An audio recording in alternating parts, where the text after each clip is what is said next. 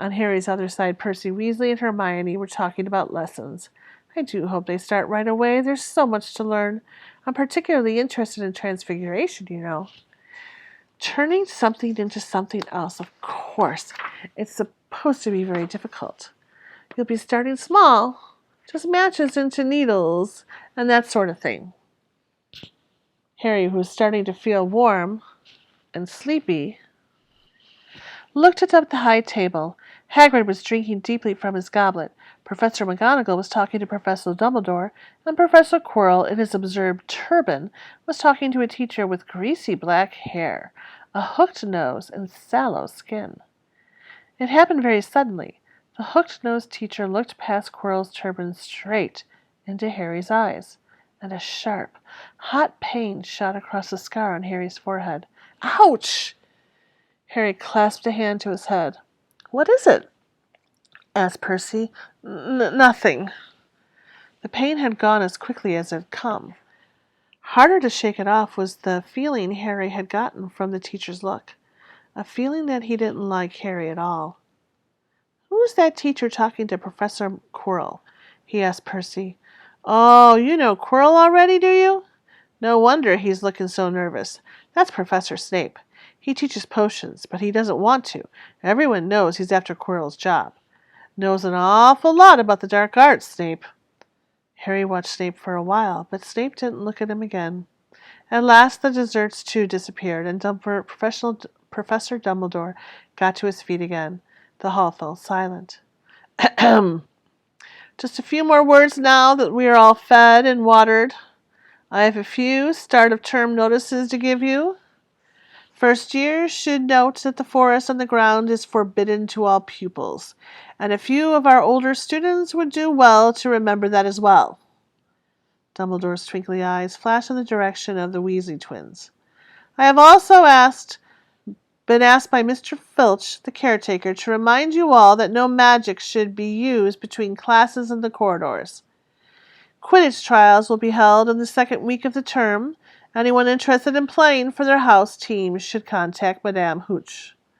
And finally, I must tell you that this year the third-floor corridor on the right-hand side is out of bounds to everyone who does not wish to die a very painful death. Harry laughed, but he was one of the few who did. He's not serious, he muttered to Percy. Must be, said Percy, frowning at Dumbledore. It's odd, because he usually gives us a reason why we're not allowed to go somewhere. The forest's full of dangerous beasts, everyone knows that. I do think he might have told us prefix, at least. And now, before we go to bed, let us sing the school song, cried Dumbledore. Harry noticed that the other teachers' smiles had become rather fixed. Dumbledore gave his wand a little flick, and as if he was trying to get a fly off the end, and a long golden ribbon flew off it, which rose high above the babel and twisted itself snake-like into words.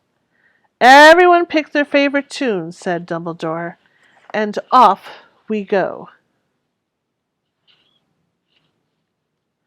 And the school bellowed, Hogwarts, Hogwarts, hoggy-wordy Hogwarts, teach us something, please, whether we be old and bald, or young with scabby knees, or heads could do with filling, with some interesting stuff, for now they're bare and full of air, dead flies and bits of fluff. So teach us things worth knowing, bring back what we forgot, just do our best, we'll do the rest, and learn until our brains are all rot. Everybody finished the song at different times. At last, only the Weasley twins were left singing alone to a very slow funeral march. Dumbledore conducted their last few lines with his wand, and when they had finished, he was one of those who clapped loudest. Ah, music, he said, wiping his eyes, a magic beyond all we do here. And now bedtime. Off you trot. The Gryffindor first-years followed Percy through the chattering crowds, out of the great hall and up the marble staircase. Harry's legs were like lead again, but only because he was so tired and full of food. He was too sleepy even to be surprised that the people in the portraits along the corridors whispered and pointed as they passed, or that twice Perry led them through doorways hidden behind sliding panels and hanging tapestries. They climbed more staircases, yawning and dragging their feet, and Harry was just wondering how much farther they had to go when they came to a sudden halt. A bundle of walking sticks was floating in midair ahead of them, and as Percy took a step toward them, they started throwing themselves at him. "Peeves!" Percy whispered to the first years. "A poltergeist." He raised his voice. "Peeves, show yourself." A loud, rude sound, like the air being let out of a balloon, answered. "Do you want me to go to the Bloody Baron?" There was a pop, and a little man with wicked dark eyes and a wide mouth appeared, floating cross-legged in the air, clutching the walking sticks. "Ooh," he said with an evil cackle. "Ickle firsties. What fun!" He swooped suddenly at them. They all ducked. "Go away, Peeves, or the Baron'll hear about this. I mean it," barked Percy. Peeves stuck out his tongue and vanished, dropping the walking sticks on Neville's head. They heard him zooming away, rattling coats of armor as he passed.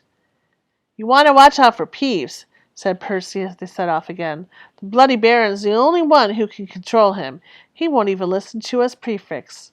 Here we are." At the very end of the corridor hung a portrait of a very fat woman in a pink silk dress. "Password," she said. "Caput Draconis," said Percy, and the portrait swung forward to reveal a round hole in the wall. They all scrambled through it. Neville needed a leg up, and found themselves in the Gryffindor common room, cozy room, round, full of squashy armchairs. Percy directed the girls through one door to their dormitory, and the boys through another.